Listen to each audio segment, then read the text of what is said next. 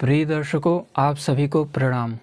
महाकुंभ एक ऐसा पर्व जो पूरे संसार में आज चर्चा का विषय रहा है। केवल भारत के ही नहीं बल्कि पूरी दुनिया में बहुत दूर दूर से लोग इसे देखने आ रहे हैं। नियमित करोड़ों की संख्या में लोग गंगा में प्रयागराज में स्नान कर रहे हैं। ये महाकुंभ पर्व हिंदुओं का ऐसा त्यौहार है, ऐसा पर्व है जो 12 वर्षों में आता है। और जो महाकुंभ है ये तो 144 वर्षों में एक बार आया है।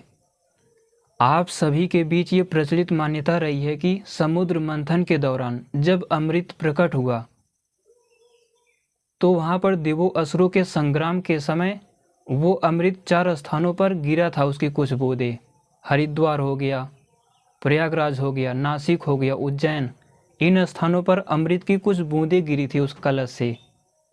ऐसी मान्यता, ऐसी जानकारी आप सभी के बीच प्रचलित है। लेकिन प्रिय सनातनी लोगों, क्या आप लोगों ने कभी इस पर विचार किया या कभी मनन चिंतन करने का प्रयास किया? आखिर इसके पीछे का विज्ञान क्या हो सकता है?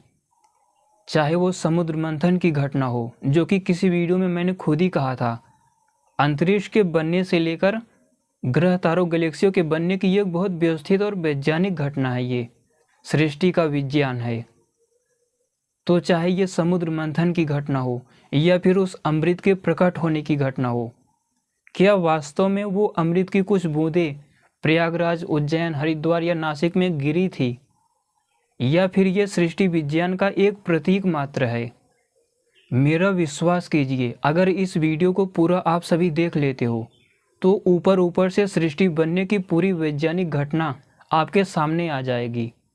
ग्रह तारे गैलेक्सीज कैसे बनते हैं, सूर्य बना ही कब, सूर्य कैसे बनता है, ये जिसे ब्लैक होल आदि कहते हैं, ये कब बना, और वास्तविकता में ये अमृत होता क्या है। इन सभी जानकारियों के साथ साथ ऋषियों के महान विज्ञान पर आप लोगों को गर्व होगा। तो आइए ब्रह्मांड विज्ञान के इस कार्यक्रम को शुरू करते हैं। मैं हूं अद्वैत, आप सभी देख रहे हो ब्रह्मांड विज्ञान यूट्यूब चैनल। मेरे प्रबुद्ध सनातनियों, ये समुद्र मंथन की घटना या फिर अमृत के कुछ बूंदों की गिरने की घटना इस पृथ्वी की है ही नहीं। ये सृष्टि का बहुत गहरा विज्ञान है। ये उस समय की घटना है जब ये पृथ्वी बनी ही नहीं थी। समुद्र मंथन उससे पहले हुआ था। पृथ्वी आदि बाद में बनते हैं।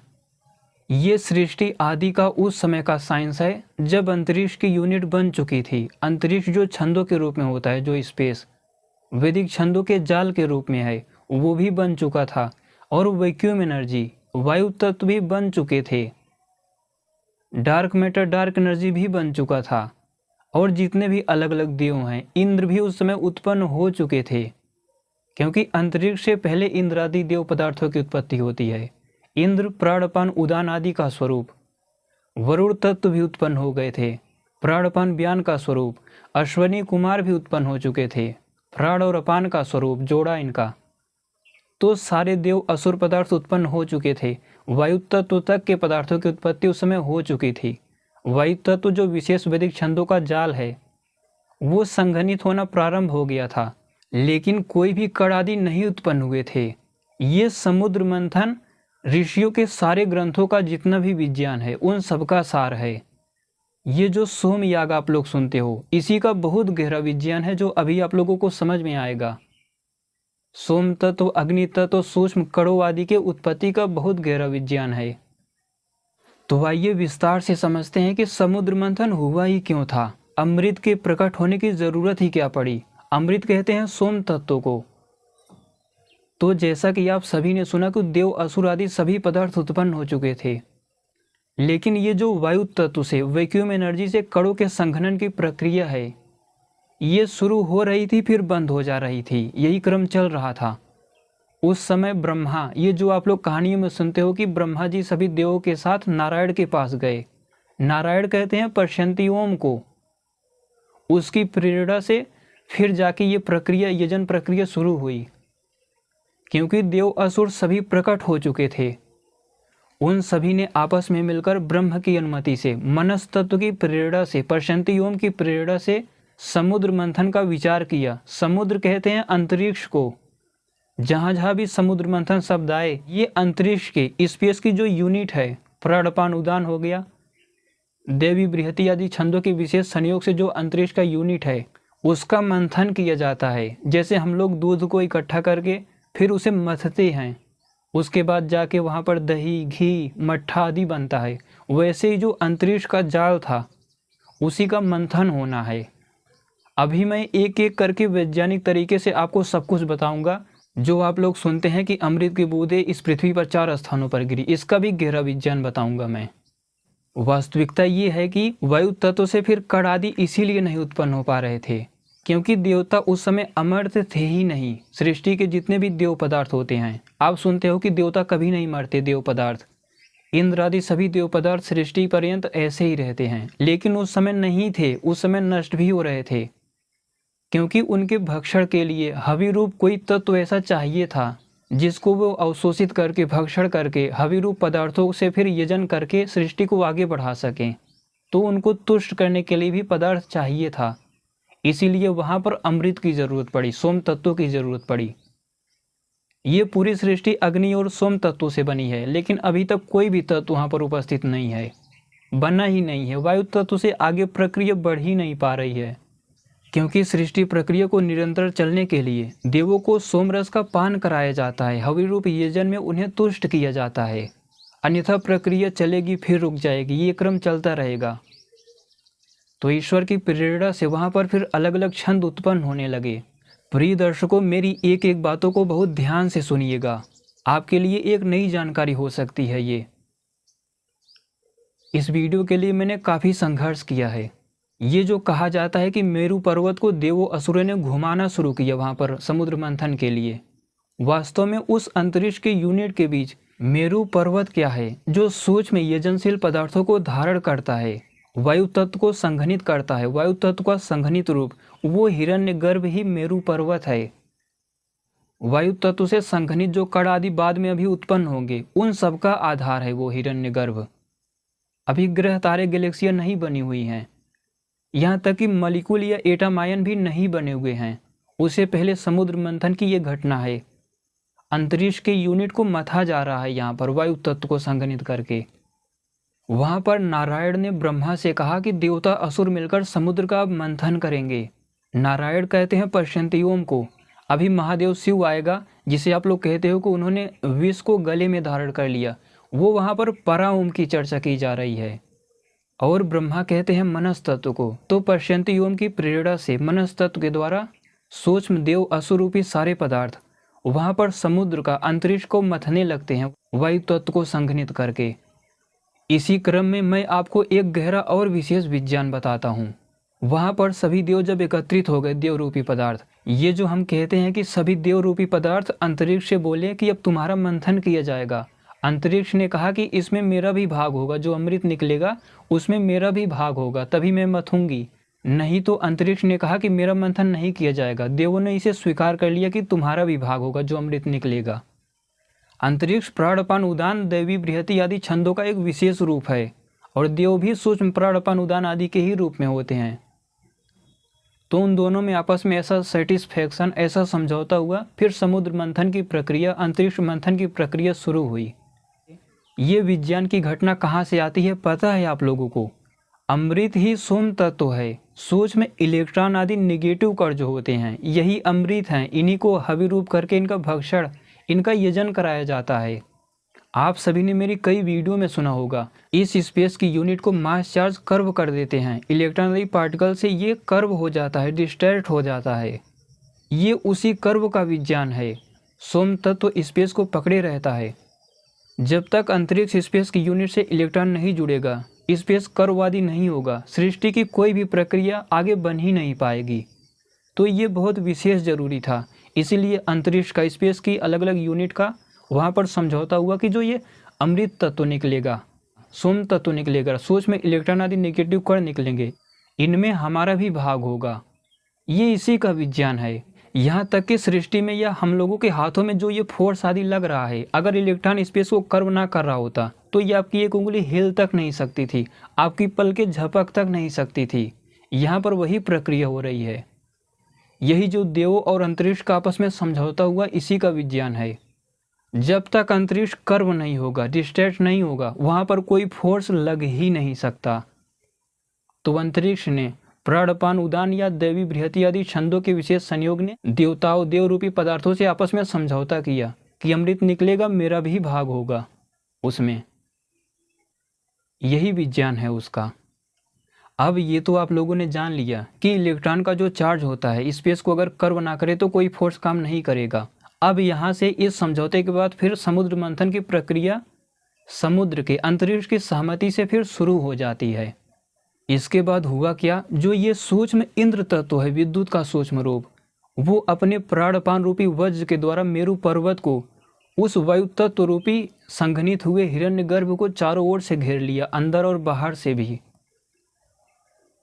क्योंकि अब इसी अंतरिक्ष से इस वायु तत्व हिरण्यगर्भ का अब मंथन करना है। ये जो फोटो आदि में आप लोग देखते हो कि समुद्र का मंथन, उस मेरु पर्वत का मंथन नाग करते हैं, उसके सामने सांप लपेटा रहता है। वास्तविकता में वो नाग रूपी सूक्ष्म प्राणों का विज्ञान है। नाग रूपी प्राणों के कई प्रकार होते हैं। वासुकी हो गया, अनंत कहते हैं सूत्रात्मा वायु को, जो पूरे उस हिरण्यगर्भ का एक आधार बन गया था अंदर से लेके बाहर तक।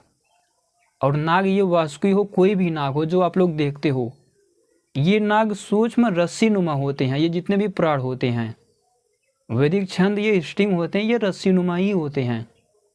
तो वहाँ पर चारों ओर से वो जकड़ लेता है, मंथन शुरू करता है ये सूक्ष्म प्राण। तो ये नाग रूपी सूक्ष्म प्राण उस वैक्यूम एनर्जी रूपी हिरण्यगर्भ को अंतरिक्ष के द्वारा वहाँ पर फिर वे मथने लगते हैं चारों ओर से घेर के। आप लोग सुनते हो कि ये यजन प्रक्रिया सृष्टि का विज्ञान फिर रुक जाता है आगे चलकर। फिर जाके पर्शंतियोम यानी विष्णु के द्वारा ब्रह्मा मनस तत्व को फिर प्रेरित किया जाता है। आप सभी सुनते हो कि ब्रह्मा कहते हैं कि ये देवता आदि थक गए हैं, अब आप फिर से इनमें सामर्थ्य पैदा कीजिए। तो पर्शंतियोम फिर से अलग तरीके से वाइब्रेट करना शुरू करता है। तो फिर देवों असुरों के अंदर विशेष सामर्थ्य आ जाता है और यजन प्रक्रिया फिर चल पड़ती है। समुद्र मंथन आगे बढ़ता है। अब आप सभी सुनते हो कि क्रम से अश्वादि प्रकट होते हैं। अश्व सूक्ष्म पार्टिकल्स को कहते हैं। जितने भी कण आदि होते हैं, कण एक ही प्रकार के नहीं होते। आज की भाषा में बात करें तो 100 से भी अधिक फंडामेंटल पार्टिकल्स की खोज की जा चुकी है। 100 नहीं और भी होते हैं जिन पर कभी चर्चा करेंगे। तो ये सारे अलग अलग पार्टिकल्स वहाँ पर क्रम से उत्पन्न होते हैं। आप सुनते हो कि लक्ष्मी भी वहाँ पर उत्पन्न होती हैं, जो विष्णु जी के पास चली जाती हैं।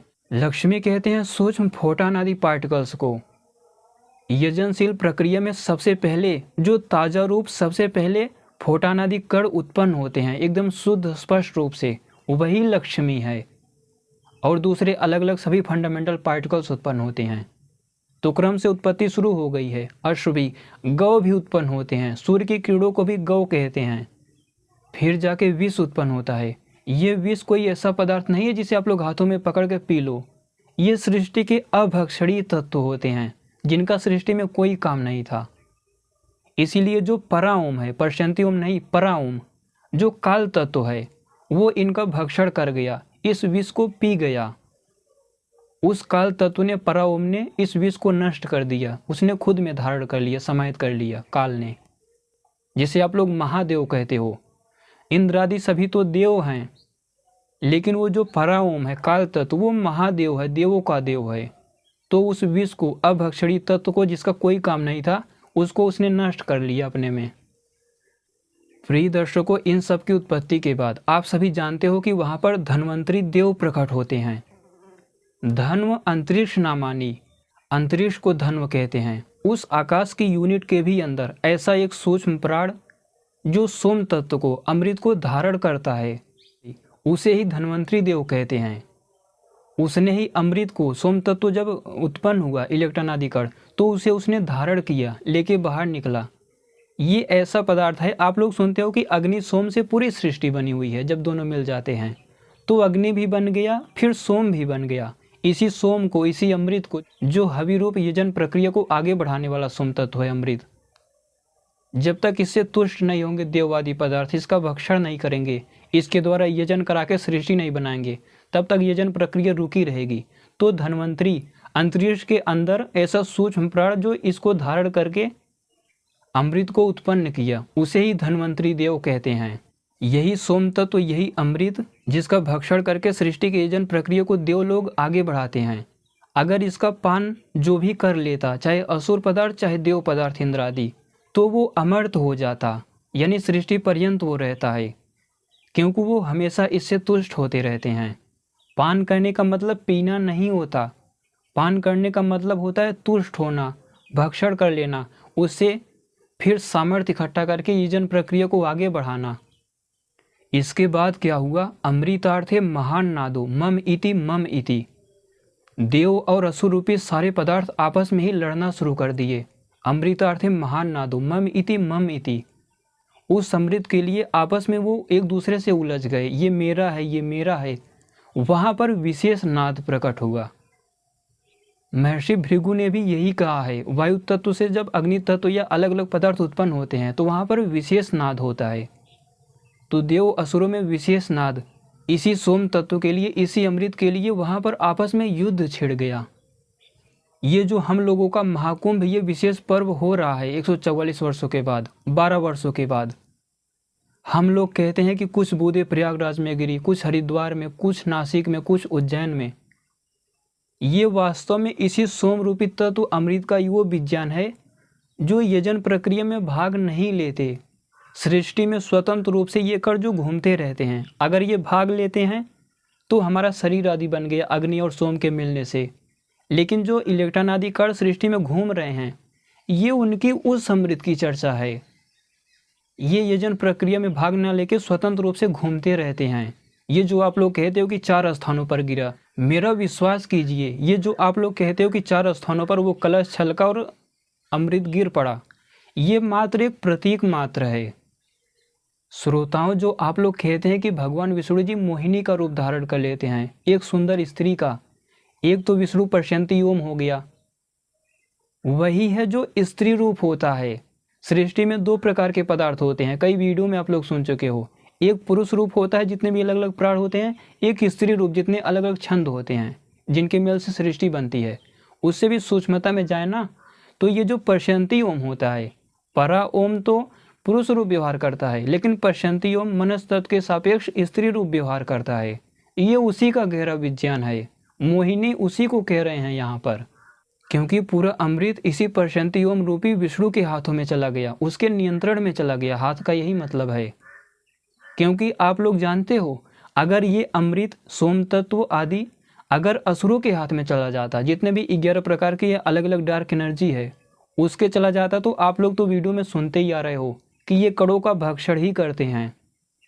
क्षण भर में ये पूरी सृष्टि का प्रलय हो जाता। ये जो सृष्टि बन रही थी, अब एक ग्रह तारे भी नहीं बने थे, ये सब नष्ट हो जाते। जैसे देव अमर्त होते हैं ना, ऐसे असुर भी अमर्त हो जाते, देवादि पदार्थों को नष्ट कर देते हमेशा हमेशा के लिए। इसीलिए उस पर्शंति ओम के नियंत्रण में पूरा अमृत ये सोम तत्व था। आप सभी एक बार खुद ही विचार कीजिए, अगर हम इसे इतिहास मानकर, या प्रयागराज में यहाँ पर कुछ बूंदें गिर गई, देव असुरों में युद्ध हुआ था, विष्णु जी स्त्री का रूप धारण लिए थे, अगर ऐसा आप लोग इतिहास मानो तो यहाँ पर तो असुरों के साथ अन्याय हो गया। क्योंकि समुद्र का, अंतरिक्ष का मंथन तो उन्होंने भी किया था ना, उनका भी तो अधिकार होना चाहिए था, लेकिन उन्हें किसी को नहीं मिला। लेकिन फिर भी सूक्ष्म असुर पदार्थ, डार्क मैटर, उन देव रूपी सभी इंद्रादि पदार्थों से बड़ा भयंकर युद्ध करने लगे। वहाँ पर महासंग्राम छिड़ गया। सृष्टि का सबसे भयानक युद्ध यही है, समुद्र मंथन का युद्ध, अंतरिक्ष के मंथन का युद्ध। और भी वृत्त आदि से युद्ध होता है, यहीं पर होता है, लेकिन ये सबसे बड़ा युद्ध होता है। ये जो अमृत था सोम तत्व, विष्णु ने, पर्शंति ओम ने अलग अलग देवों में विभक्त कर दिया। उन्हें हवि रूप में यजन करने के लिए, भक्षण करने के लिए, तुष्ट करने के लिए देना शुरू कर दिया, विभक्त करके इंद्र आदि सभी देव पदार्थों को। इसी पर वे असुर पदार्थ देवों से भिड़ गए पूरी तरह, वो भी छीनना झपटी करने लगे। जो आप लोग कहते हो कि वहाँ से कुछ बूंदें छलकी और प्रयागराज में आके गिर पड़ी, ये केवल एक प्रतीक मात्र था। अभी आप लोग ऋषियों के ग्रंथों में कोई ऐसा देखोगे कि वरयित्री दायित्वम पाड़ी वरम ग्रहणात, ऐसा कुछ है, तो वहाँ पर जब देखोगे आपको लगेगा कि जो वरित्री है, दुल्हन, उस दूल्हे के हाथ में अपना हाथ रखकर फेरे ले रही है। आपको पता भी नहीं होगा यह सृष्टि का कितना गहरा विज्ञान है। वहाँ पर सूक्ष्म कणों के एक दूसरे के मिलने से दूसरे तत्वों के उत्पन्न होने का विज्ञान था। ये शादी विवाह, क्षत्रिय ब्राह्मण वैश्य शूद्र, ये सब इसी सृष्टि विज्ञान से सीखा गया है।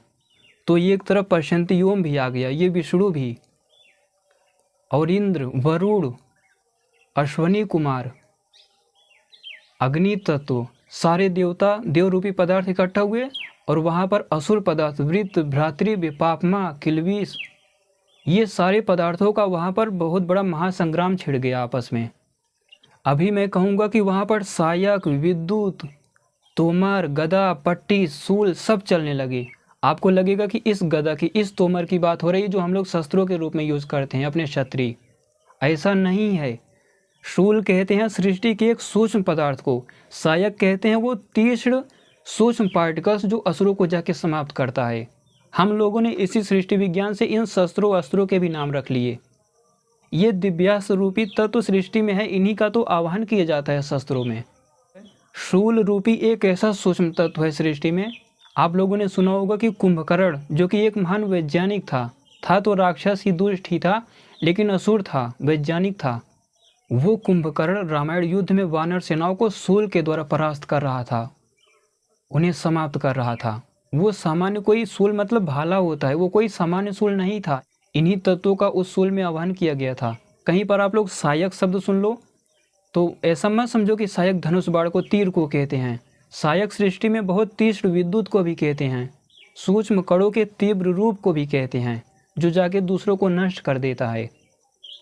तो वहाँ पर देव असुरों का ऐसे युद्ध हो रहा था, तोमरों से, गदा से, सहायकों से, विद्युत से, अग्नि से। लेकिन फिर भी इतने सामर्थ्य होने के बावजूद भी असुर देव पर भारी पड़ने लगे, देव रूपी पदार्थों पर। और इसी बीच परशंति ओम का, विष्णु का चक्र आ गया वहाँ पर। चक्र कहते हैं प्राण अपान उदान रूपी अरे लगे होते हैं उन सूक्ष्म तत्वों में। परशंति जो ओम होता है ये हर जगह हर तरफ से वाइब्रेट कर रहा है सूक्ष्म पदार्थों के अंदर। हमारी आपकी कभी उतनी योग्यता होगी जितना श्री कृष्ण की थी, भगवान विश्वामित्र आदि राजर्षियों की थी, श्री राम की थी, तो आप भी उस चक्र को बना सकते हो। काफ़ी लोगों के पास था इतिहास में, और इसी परशंति ओम के बेसिस पर बनाया गया था वो। समुद्र मंथन के दौरान असुर जब भारी पड़ गए तो परशंति ओम के द्वारा जो जिस चक्र को, जिस प्राण अपान उदान व्यान समान रूपी अरों के द्वारा असुरों का संहार किया जा रहा था, वो ऐसा कोई चक्र नहीं था जो हाथों में धारण किया जाए, लेकिन उन्हीं प्रक्रियाओं के द्वारा योगी लोग बना दिया करते हैं। तो वहाँ पर फिर अब जाके असुर वहाँ पर नष्ट होने लगे, जितने भी असुर रूपी पदार्थ हैं। कई वीडियो में चर्चा हो चुकी है। हुआ क्या कि अब देव असुरों पर भारी पड़ने लगे। अगर इस घटना को आप सभी इतिहास मानते हो, वैसे है नहीं, लेकिन कोई अगर कम बुद्धि का व्यक्ति कह भी देता है कि नहीं ये सृष्टि का विज्ञान तो हो ही नहीं सकता, कभी ना कभी इतिहास था जो इसी पृथ्वी पर हुआ था। कलश से वो अमृत गिर गया था थोड़ा सा बूंद के रूप में, तो 4 स्थानों पर जाके गिरा था। अगर ऐसा इतिहास मानते हो आप लोग, तो असुरों के साथ, असुर रूपी पदार्थों के साथ यहाँ पर अन्याय हो गया। क्योंकि जितना देवों का योगदान था वैसे असुर भी समुद्र मंथन, अंतरिक्ष के मंथन में लगे हुए थे। नाग, पिशाच, असुर, कहीं आप लोग शब्द सुन लो तो ये सूक्ष्म प्राणों की, अलग अलग सूक्ष्म पार्टिकल्स आदि तत्वों की चर्चा की जा रही है। जो हम लोग सुनते हैं कि भगवान विष्णु ने चक्र से असुरों का वहाँ पर खूब संहार किया, बारंबार उस चक्र का प्रयोग किया। प्राण, अपान, व्यान, उदान समान रूपी सूक्ष्म फोटान आदि पार्टिकल से जुड़े हुए तत्वों द्वारा वो परशंति ओम उन असुरों का संहार कर रहा था। इसके बीच हुआ क्या, वहाँ पर जितने भी असुर रूपी पदार्थ थे वो जाके अंतरिक्ष में छिप गए। ये जो मैंने कहा था कि प्राणपान व्यान रूपी और दैवी बृहति आदि छंदों से जो विशेष जाल से अंतरिक्ष बनता है, स्पेस की यूनिट, जाके ये असुर पदार्थ उसमें छिप गए। लेकिन काफ़ी समय के लिए सृष्टि की प्रक्रिया अब आगे बढ़ती रही। उसके बाद हुआ क्या, जब वे फिर मजबूत हो गए, सृष्टि के कुछ कमज़ोर तत्वों का, सूक्ष्म ऐसे पार्टिकल्स आदि का जो सृष्टि में भटक रहे होते हैं, उनका जब ये भक्षण कर लिए असुर, मजबूत होने के बाद फिर ये देवरूपी पदार्थों पर छिप कर अब ये आक्रमण करने लगे। आप सभी ने ये घटना तो सुना ही है ना कि अगस्त ऋषि समुद्र को जब पी जाते हैं तो असुर वहाँ पर स्पष्ट दिखाई देते हैं और देवता लोग फिर मारते हैं उन असुरों को। श्रोताओं, ये वो अगस्त नहीं है जो रामायण के काल में थे। मैंने पिछले किसी वीडियो में बताया था अगस्त या तो नाग प्राण को, या मुझे लगता है क्रिकल जो होता है 10 प्राणों में, प्राण, अपान, उदान, व्यान, समान, नाग, कूर्म, क्रिकल, तो या तो नाग को या क्रिकल को, इनको अगस्त्य कहते हैं। इन सूक्ष्म प्राणों की प्रेरणा से पथ्य स्वस्ति वाले 2 मंत्र या फिर उस सूक्त के 15-16 मंत्र ये वहाँ पर उत्पन्न होते हैं। इनका काम है मार्ग को प्रशस्त करना, स्पष्ट करना, शुद्ध करना, यजन प्रक्रिया को आगे बढ़ाना। अगले किसी वीडियो में मैं इन मंत्रों का अर्थ करके आपको बताने वाला हूँ कि सृष्टि में ये कैसे कार्य कर रहे होते हैं, तो ये समुद्र मंथन आपको और अच्छे से वहाँ पर समझ में आएगा। वैदिक मंत्र हर जगह गूंज रहे हैं, हर जगह इनका योगदान है। तो ये वहाँ पर अगस्त्य आदि सूक्ष्म ऋषियों की प्रेरणा से वहाँ पर मार्ग को स्पष्ट करते हैं, और तब जाके जब ये अंतरिक्ष की यूनिट अलग हो जाती है, देव रूपी पदार्थ भी स्पष्ट अलग हो जाते हैं और असुर भी अलग, तो वहाँ पर इन देव रूपी पदार्थों के द्वारा असुरों का फिर संहार किया जाता है। रामायण काल में कोई ऐसे अगस्त ऋषि नहीं थे जिन्होंने समुद्र को पी लिया हो, फिर इन आदि देव पदार्थों ने असुरों को संहार किया हो। रामायण काल के अगस्त ऋषि तो बहुत बड़े थे, इन्हीं सूक्ष्म प्राणों के नाम पर उनका नाम अगस्त रखा गया था। तो ये उनका विज्ञान नहीं है, वो तो बहुत महान थे जो ऋषि थे। यहाँ पर मैं सृष्टि के उस अगस्त तत्व की चर्चा कर रहा हूँ जो सूक्ष्म प्राण है। पथ्य स्वस्ति वाले इन 2 सूक्ष्म इष्टिंग या छंदों का या फिर और भी 15-16 मंत्रों का ये सब उत्पन्न होकर वहाँ पर देव असुरों को स्पर्श कर देते हैं। देवों को असुर दिखाई देने लगते हैं, यानी एक दूसरे से संघर्षण होता है, फिर महाभयंकर युद्ध होता है और असुरों का फिर संहार किया जाता है इंद्र आदि देव पदार्थों के द्वारा। हालांकि ये सृष्टि विज्ञान की घटना बहुत बड़ी है। उसके बाद इंद्र जब वृत्र आदि को मार देते हैं तो वो जाके अंतरिक्ष की यूनिट में खुद ही छिप जाते हैं। सारे देव पदार्थ वहाँ पर ढूंढते रहते हैं, सृष्टि प्रक्रिया वहाँ पर फिर रुक जाती है। तो ये सब बहुत गहरा विज्ञान है। जो हम लोग महाकुंभ मनाते हैं ये मात्र एक प्रतीक है। जैसे मान लीजिए भारत और चीन की सेनाएं आपस में लड़ने के लिए खड़ी हो, तो वहाँ पर एक कोई तिरंगा झंडा भी हम लोगों की तरफ हो, चीन का कोई योद्धा उस तिरंगे झंडे को गिरा दे, हम लोग बिना लड़े ही कह दें कि अब तो हम युद्ध हार गए, हमारा तिरंगा झंडा गिर गया। वो केवल एक प्रतीक मात्र था। लड़ेंगे तो दोनों सेनाओं के योद्धा आपस में, मुख्य तो ये योद्धा हुए, वो झंडा या तिरंगा प्रतीक था। उस तिरंगे के गिरने से हम युद्ध नहीं हार जाएंगे जब तक वहाँ पर युद्ध ना समाप्त हो जाएं लड़ते हुए। तो वैसे ही जो महाकुंभ आज मनाया जा रहा है 144 वर्षों बाद, 12 वर्षों बाद, यहाँ पर कोई अमृत की बूंदें नहीं गिरी थी। यही सृष्टि का महान विज्ञान था जिसका हम लोगों ने मात्र प्रतीक बना लिया। जैसे मैंने कहा था कि हवन कुंड जो हवन आदि किया जाता है, ये सृष्टि यज्ञ का प्रतीक है जो ये यज्ञ किया जाता है। वैसे ही महाकुंभ वास्तव में वहाँ पर अमृत की बूंदें नहीं गिरी थी, बल्कि वास्तविकता ये है कि उस गंगा नदी का निर्माण मेरे राजर्षि भगवान भगीरथ, अपने समय का सबसे महान क्षत्रिय योद्धा, सबसे बड़ा वैज्ञानिक योगी, उन्होंने निर्माण कराया था, उसको खुदवाया था। गंगोत्री आदि से होते हुए ले जाके उसे अंत सीमा तक मिला दिया था। उन्हीं की वजह से उसे भागीरथी कहते हैं।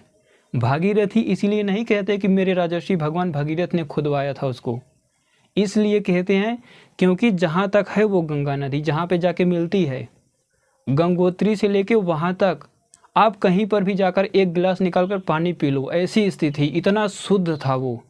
इसीलिए महान क्षत्रिय भगवान भगीरथ के नाम पर गंगा को भागीरथी कहा गया। तो जो अपने लोग कहते हैं कि देवो असुर संग्राम के समय, समुद्र मंथन के समय धन्वंतरी देव के हाथों से वो कलश जब वहाँ पर थोड़ा सा हिला तो वहाँ से कुछ बूंदें प्रयागराज आदि 4 स्थानों पर गिर गई। धन्वंतरी कहते हैं अंतरिक्ष से भी सूक्ष्म, उसके अंदर सूक्ष्म प्राणों को, जो अमृत को, सोम तत्व को धारण करता है। वास्तव में वो अमृत सोम तत्व हवि रूप यजनीय सूक्ष्म इलेक्ट्रॉन आदि कण हैं, जिनका या तो भक्षण किया जाता है या तुष्ट होकर आगे यजन प्रक्रिया को आगे बढ़ाया जाता है इन्हीं पदार्थों के माध्यम से, और विशेष रूप से जो सृष्टि में घूम रहे होते हैं। ये अमृत या सोम तत्व यजन भी करते हैं। अग्नि सोम जब मिलता है तो पूरी सृष्टि बनी होती है। ये भी सूक्ष्म निगेटिव कण ही हैं सोम तत्व। तो इन्हीं की चर्चा की जा रही है। इसी का बहुत व्यवस्थित और गहरा विज्ञान है। इतना महान विज्ञान है समुद्र मंथन, अंतरिक्ष के, स्पेस के मंथन की घटना, एक वीडियो में मैं पूरी तरह बता ही नहीं सकता आपको। प्रिय दर्शकों, तो ये है महाकुंभ का वैज्ञानिक स्वरूप, जो सृष्टि का बहुत गहरा महान विज्ञान है। जितने भी ऋषियों के ग्रंथ हो, चाहे वो ब्राह्मण ग्रंथ ही क्यों ना हो, सबका सार है ये समुद्र मंथन की घटना। ये मैंने संक्षेप में बता दी। अब इसी को विस्तार देने के लिए ऋषियों ने अलग अलग ग्रंथ बना दिए। कौन से छंद किस प्रकार उत्पन्न होते हैं, अंतरिक्ष की यूनिट को इलेक्ट्रॉन आदि चार्ज कैसे इंटरेक्शन करता है, कैसे कर्व होता है, कैसे काम करता है। ये हाथ आदि जो हिल डुल रहा है, मेरा मुख बोल रहा है, ये इसी प्रक्रिया के दौरान बोल रहा है, अन्यथा मैं कुछ बोल ही नहीं पाता। वैसे बनना ही संभव नहीं था, लेकिन मान लो किसी तरह अगर बन भी गया और इस समय रुक जाए प्रक्रिया, तो वैसे मैं स्थिर रहूँगा, कुछ नहीं कर पाऊँगा, बोल भी नहीं पाऊँगा। स्पेस को कर्व कर रहे हैं, डिस्ट्रैक्ट कर रहे हैं ये जो सूक्ष्म तत्व, उसी का ये विज्ञान है। जो ये अंतरिक्ष ने देवों से कहा था कि मुझे भी भाग चाहिए, भाग मिलता है तभी सृष्टि प्रक्रिया आगे बढ़ती है।